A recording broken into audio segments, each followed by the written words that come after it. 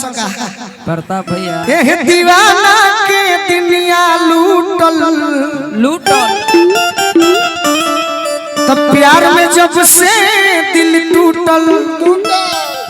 प्यार में जब से दिल टूटल तो जाने कतने बोतल के सिल टूटल जाने कतने बोतल के जाने कतने बोतल के सिल टूटल जाने कतने बोतल के दुनिया सही कहेला हाँ दी कि लड़की से यार लड़की से यार वफादार ई शराब बा अब भले जमाना कहे पियल खराब बा भले जमाना कहे पन्ना चला चला हम हुआ फ्रूटी बियर कुछ ना बचला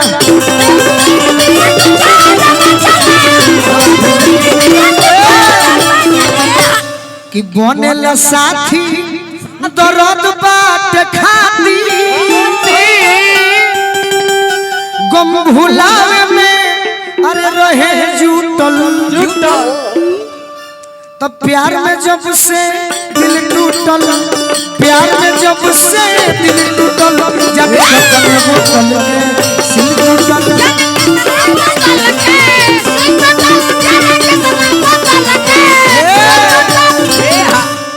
कि बिगड़ल बतासा वही पगली के चक्कर में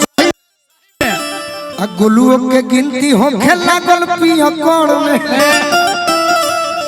तो चुप करावे ले जखमी जितेंद्र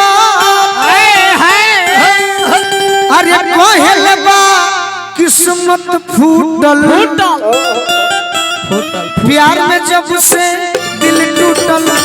प्यार में जब से दिल टूटल जब कतने बोतल